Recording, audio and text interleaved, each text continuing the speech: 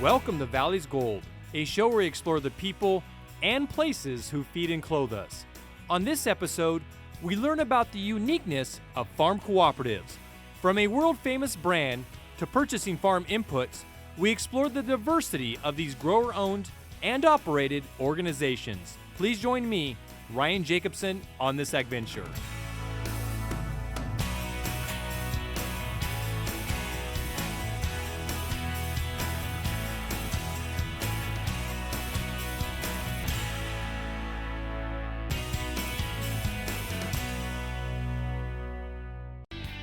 Valley's Gold is produced through a partnership between the Fresno County Farm Bureau and Valley PBS. Production funding for Valley's Gold is provided by the Myers Water Bank and Wildlife Project, an educational outreach program working to teach students about water and wildlife issues in California. Field trips are free for all schools, and each trip's curriculum is based on learning about California water resources, valley agriculture, and native wildlife. Everyone enjoys getting together to laugh, to talk, and mostly to eat.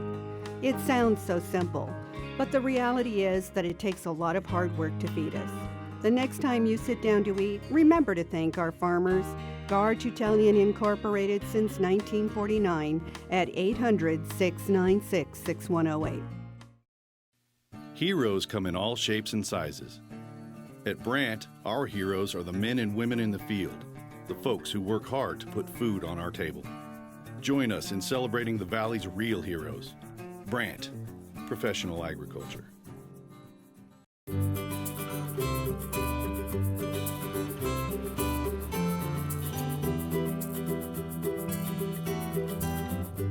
For over a century, Sun-Maid has been one of California agriculture's most recognizable brands.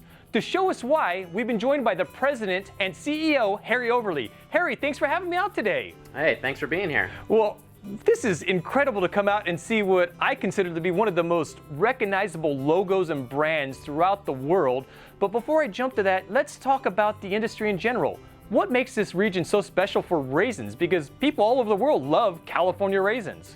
Yeah, I think what you see is probably the uniqueness of the California Central Valley. So fantastic soil, irrigation coming out of the mountains, the climate, particularly in the summers. So the extra hot climate in the summertime allows the grapes to turn into raisins. There's a little bit of magic to that California sun. There is, absolutely. And I know at one time, we're talking about a major supply of the world's came from this region, somewhere over half in most years.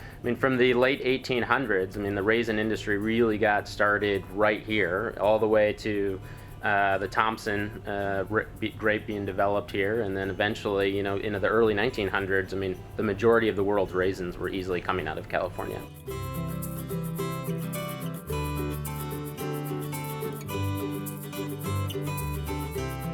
There was a lot of attempts to organize the growers to combat market fluctuations in pricing, demand fluctuations, and until Sun-Maid started coming along, it became successful in 1912, which was the first organized cooperative in the area.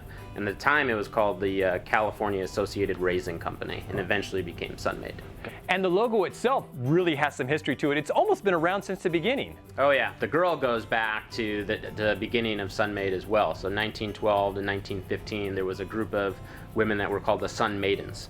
And they gave product out at the 1915 Expo in San Francisco. And at the time, it was blue or red shirt, blue sleeve that you see on the logo today, and it was actually a blue bonnet. Oh, wow. And then what ended up happening is Colette, who is the Sun-Maid girl, was actually seen drying her hair and wearing a red bonnet by a Sun-Maid executive, and they changed it to the red bonnet after that. So almost by accident, Yeah. You have this logo that, again, is one of the most famous in the world.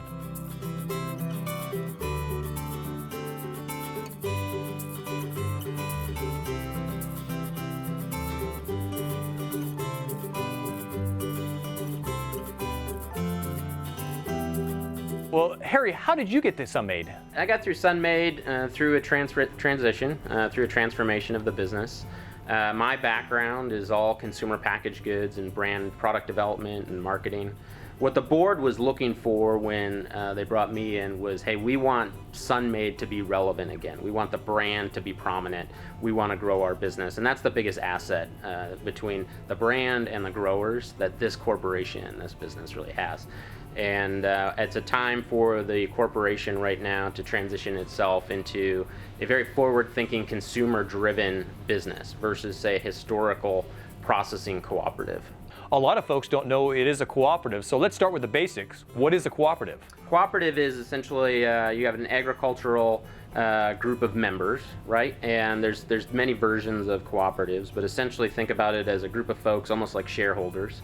So each one of our members owns a piece of the company. What they do is they share in the assets in terms of the processing capability, the marketing capability to essentially aggregate their product, sell their product, and the association or the cooperative itself sells that and returns the profits back to the growers. Absolutely, and you guys are doing the processing here in Kingsburg, California. Yep. And I mean, really, this is the brain center of the whole organization. Talk to me what happens on the processing side, and then a little bit about what you do on the marketing side. It's new for me of the fact that I've worked in, for the most part, global companies or global supply chains. And here with Sun-Maid, all of our product is sourced within about 60 to 80 miles from this location right here. And so that's fantastic, makes it a bit easier. But in terms of what happens is, we receive it, and when that happens, we immediately start the inspection process. We start tagging everything for traceability, so we know every attribute of what was put on the product down to where it was at, where it was grown, the lot, etc. And then it goes through a pretty standard, I would say, dried fruit processing phase where it's washed, it's stemmed, and then it gets prepped for going into the final red box from a packaging standpoint. The raisin, we joke about it internally, but we call it a life cycle or a lifespan issue. So, you have raisins until you're probably about 6 years old. Why? Because your mom puts them in your lunchbox for you, you get them at school. But then when you start broaching kind of that first, second, third grade, you want other snacks. You want candy, you want any cookies, anything else that's out there. And the raisin a bit falls by the wayside. Why? Because mom and dad really aren't eating it and considering it as a snack, even though they know the brand really well. They're not eating the product. And then when that kid grows up to have their own children, they buy the raisin again to give it to them. Why? Because it was a trusted, wholesome snack. And so what we're really focused on now is trying to break through that clutter and remind people that the raisin is great, the raisin is nature's candy essentially. There's a lot of health benefits associated with it versus other snacking products that are there.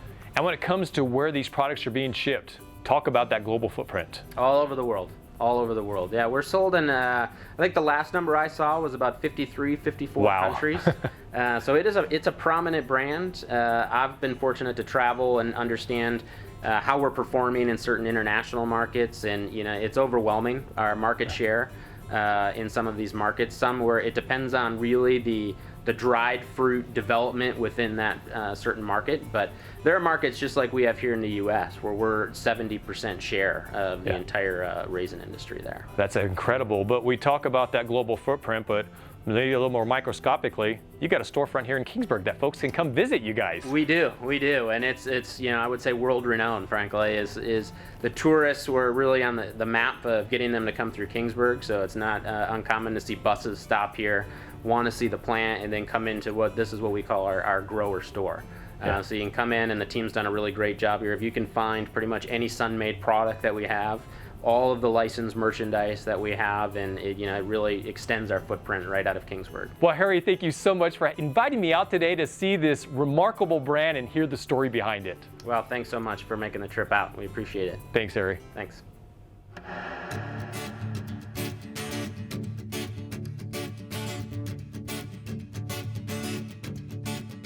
Some cooperatives focus on specific segments of the value chain. To give us an example, we've been joined by Jeff Bitter of Allied Grape Growers. Thanks for having me out today, Jeff. My pleasure, Ryan. Well, I'm here to learn about Allied Grape Growers, but what's your background in the agriculture industry? Well, I'm actually a fourth generational agriculturalist. My great-grandfather came over from Russia. We're Germans from Russia, and we've been farming grapes here in the Central Valley since the early 1900s, about 100 years now. So that really lines up perfectly with your day job of Allied Grape Growers, but we're happen to be in front of your vineyard here today. What do we have behind us? We have behind us here today Petite Syrah wine grapes. that are commonly grown for red wine. It's Petit Syrah is a robust, hardy red wine, and a wine that's very popular amongst consumers today, both in varietal form and for blending. So that's a perfect segue to the wine grape industry in California. Pretty significant here. Tell me a little bit about it. Well, the wine grape industry in California is huge. We are about 90% of the nation's supply of wine grapes. And to further that, the Central Valley is a large portion of California's supply. In the Central Valley, we grow about 75% of the supply of wine grapes here in California.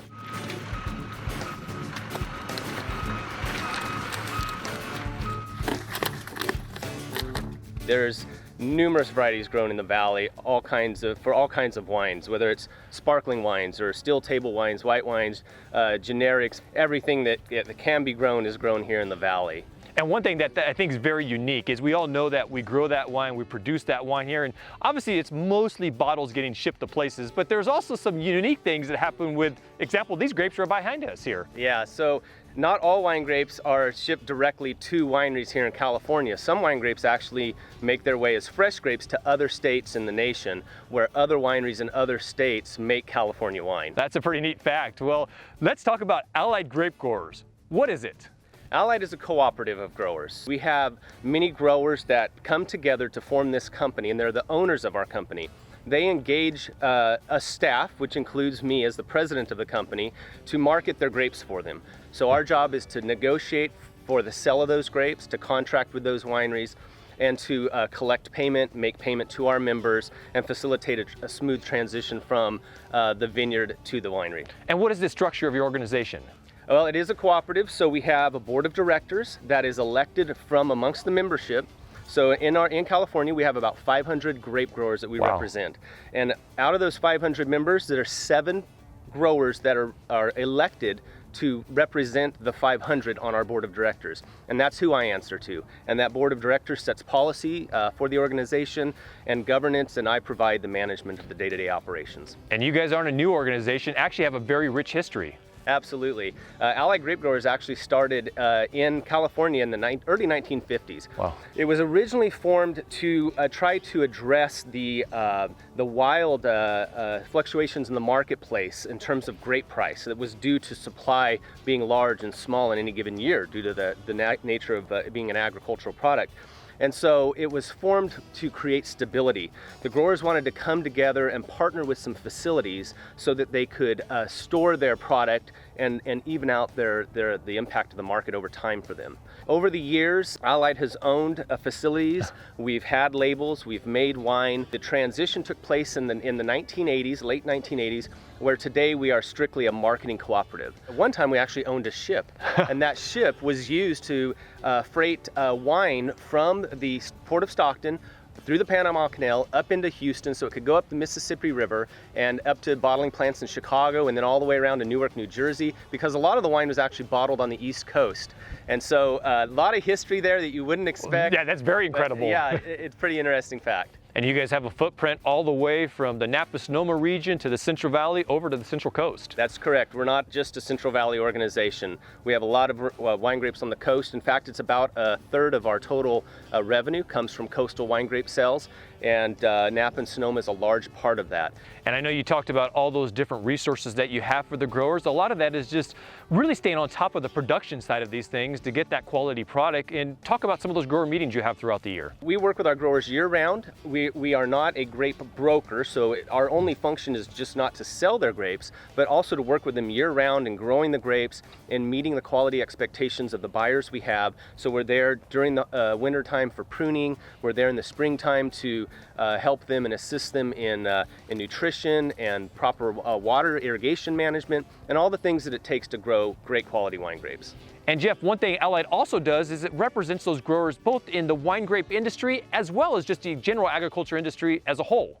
That's right. We are also very involved in other ag organizations and associations that their main function is policy, advocacy, legislation, those types of things to protect growers' interests and their ability to keep farming. So we are involved with the California Association of Wine Grape Growers and the California Sustainable Wine Growing Alliance and the Wine Institute and all of these other organizations that collectively make up what is the California wine grape industry. And for our viewers that want to learn more about Allied, where's the best place to go? Visit us on Facebook. We're posting pictures almost daily of what's happening in the field, what our staff's doing, and what we're seeing in terms of the quality and beauty of California's wine grape harvest. Well, Jeff, this has been incredibly informative. This is such an important industry within California, so thank you for sharing some important information about it. My pleasure. For over 100 years, the farm credit system has been an integral part of American agriculture. To tell us more, we've been joined by Keith Hesterberg, President and CEO of Fresno Madera Farm Credit. Keith, thanks for welcoming me here today. Thanks for being here. Well, I want to learn about this organization. Tell me about Fresno Madera Farm Credit. Yeah, so Fresno Madera Farm Credit is a farmer-owned cooperative. We're privately held, but serve a public interest. So we finance agriculture, and we've done that for over 100 years. The system has coverage all over the country, and there are more than 66 farm credit associations just like us that are funded by 4 farm credit banks. And you guys actually were started, it was an act of Congress to get you guys started back in the early 1900s. That's right. Congress commissioned a study. It was the Rural Life Commission. And what they found was that rural America needed more leadership, they needed infrastructure, and they needed reliable financing. And then Fresno Madera Farm Credit came around in 1917. Tell me about some of the history here. Yeah, and really it was a number of different institutions. So Clovis had its own FLBA, its land bank, and there were a number of different ones. Selma had one as well. Oh, wow. And over the course of time, they all merged to form what we are today, which is Fresno Madera Farm Credit. Explain to me what a member is to this organization. Yeah, so we're unique in that our borrowers actually own stock in the company. So all of our equity, all of our capital is owned by our customers. Really, and your customers are farmers and ranchers that are all over the area. That's right, and they elect a board of directors so that their interests are represented. So I report to that board of directors. They have 2 appointed directors and 8 elected directors that are all farmers and ranchers. And what is your background? How did you become president and CEO here? I actually grew up on a family farm in the Midwest, 2.5 hours south of Chicago. I started with a farm credit system 2 weeks after I graduated college. Wow. I spent 6 years with an association back there and then started with CoBank, which is also the National Bank for Cooperatives, part of the farm credit system in Denver. And we all know the diversity of agriculture here in California is immense, and cooperatives reflect that diversity here in California. Absolutely. California is so unique in its agriculture diversity. Cooperatives reflect that diversity. So you have really all kinds of farmer-owned cooperatives in California. Service cooperatives, marketing cooperatives, and like us, financial cooperatives. And you guys are uniquely, agriculture, farmers, ranchers is your client. So you got a lot of unique programs that are set up to serve the needs of agriculture. Absolutely. And because of how we were created, we're a mission lender. So we really have a passion for finding ways to serve all of the agriculture in our region, which includes young beginning small farmers and other loan programs that really represent outreach to the ag community. And we want to make sure that we have loan programs that really are catered to those different groups. Absolutely. And you got some really incredible people here that love to be involved in the community. I get to see your guys' name everywhere involved. Talk about some of those community activities. The things that I would emphasize are the activities that we have at the Big Fresno Fair. We get a lot of opportunities there. We have staff, at least half of our staff volunteering for over 11 different activities supporting the fair, whether it be judging contests or supporting the livestock auctions or cooking breakfast for our 4-H and FFA youth. We also are involved with our food bank here in the community, not only financially, but we've participated in food drives, food distributions, and assembling some of the meal packets that they have for their school program. And that's all with our staff. Absolutely. And the one thing I want to end with is you talked about, you do have a lot of involvement with the youth, and really that's your future workforce. And this is one of those career opportunities for young people that they probably don't think about, but this is so integrally involved and so important to this industry.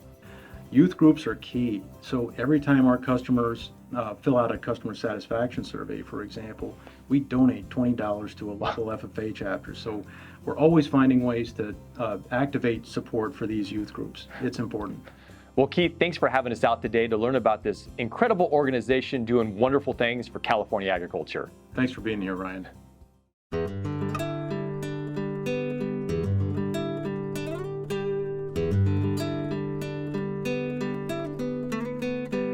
We're ending our travels near Kerman on Fresno County's west side to meet up with Nick Pusquet of Stanislaus Farm Supply. Nick, thanks for having me out today. Thanks, Ryan. It's great to have you here. Well, I'm excited to learn about, we're talking cooperatives in this episode, but I'm at a retail farm supply company, so tell me about this organization. It's a great organization. We have 4,000 members and customers that do business with us in the San Joaquin Valley. And we service farmers, both members and non-members, and we are cooperative. That's crazy. Well, I know one thing, you guys have been around for a long time. Tell me about your history. The cooperative was formed in 1949. Wow. And out of the Farm Bureau, actually. So it was farmers working with farmers to put together what is today Stanislaus Farm Supply. And originally it was really just put together to try to get some baling wire. Really? Yeah. And we're talking about the retail side of cooperatives now. This is not something a real commonplace today, right? It actually used to be. In the 1940s and 50s, every county had their own cooperative farm supply. Even Fresno Farm Bureau had their own cooperative farm supply.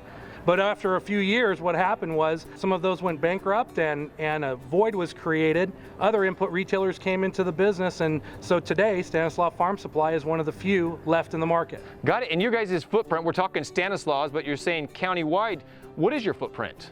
We do business from the entire San Joaquin Valley, so all the way up to Sacramento and down to Bakersfield. And then we also do business in Nevada as well. Wow, okay. And you're the CEO of the company. Tell me, how'd you get the position and what's your background in agriculture?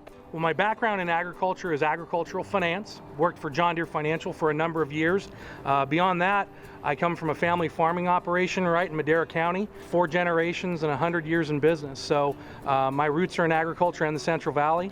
And I was appointed by the board of directors who are elected by the membership. And tell me more about that membership. I mean, they're both customers and members. What is that process? That's correct. So when they do business with us, they sign up like a normal company. They fill out a credit application, but then they also fill out a special member application, which allows them to participate in the business through patronage. And so they actually get equity that goes on their balance sheet because they are the owners of the company. That's different, yeah. So you're not walking into a regular store and just walking out and that's the end of the transaction. This is a relationship that goes on for years. It's a very long-term relationship, and many of our customers are multi-generational, sons and daughters of their parents who also have equity in the company. And one thing that I know you guys are incredibly proud of is you talk about the San Joaquin Valley and being over in Nevada, but you're engaged in all those communities that you're in. Tell me about that community engagement. We do a lot for the community, so that's one of the cornerstones of the business, started by the Farm Bureau, and we're involved with agricultural youth, at junior livestock auctions across the state, 13 different auctions we participate in California and Nevada. And then we're also very involved with educating the farming community. We have an organization called the Community to Benefit Responsible Farming. And that organization does a very nice job of educating farmers on responsible farming methods and practices. You guys have really continued to grow over the years. Yes, we have, and it's been a challenge. California is a difficult place to do business, especially in our industry. But most challenging is serving the needs of the farmers. We deal with farmers from 20 acres to 20,000 acres, and they have different needs. So whether it's select services or bargain purchasing, everything that the farmers need in California is a huge scope and very challenging, and we do a very good job with that. Yeah, and you're really trying to personalize that service that you provide. It is, and some people need a high level of service, and some people need a very competitive price, and we're able to do both. And you guys have lots of wonderful information about this organization on your website. We do. People can learn more about Stanislaus Farm Supply on farmsupply.com. Well, that's an easy one to remember. Well, Nick, thank you so much for having me out here today. It's been great to see firsthand what a retail cooperative is doing. Thanks, Ryan. Good to have you here. Appreciate it.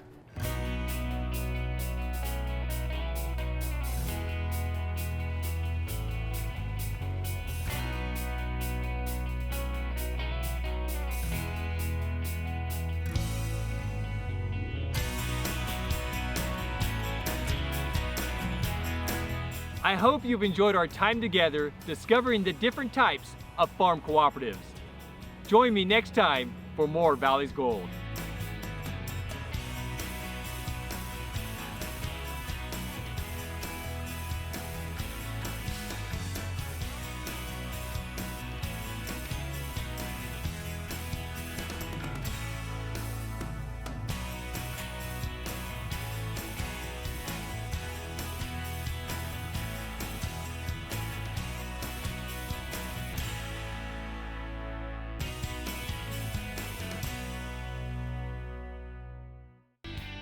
Valley's Gold is produced through a partnership between the Fresno County Farm Bureau and Valley PBS.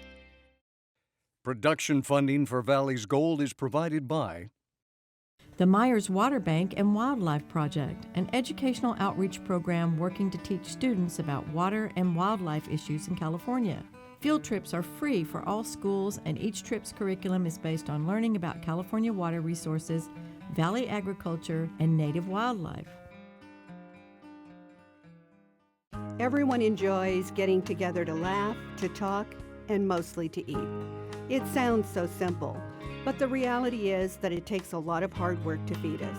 The next time you sit down to eat, remember to thank our farmers, Gar Tutelian Incorporated since 1949 at 800-696-6108.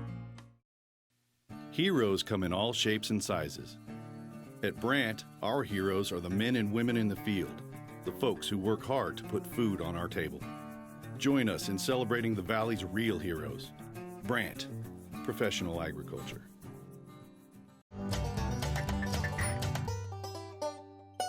Valley PBS is committed to teaching children the importance of agriculture.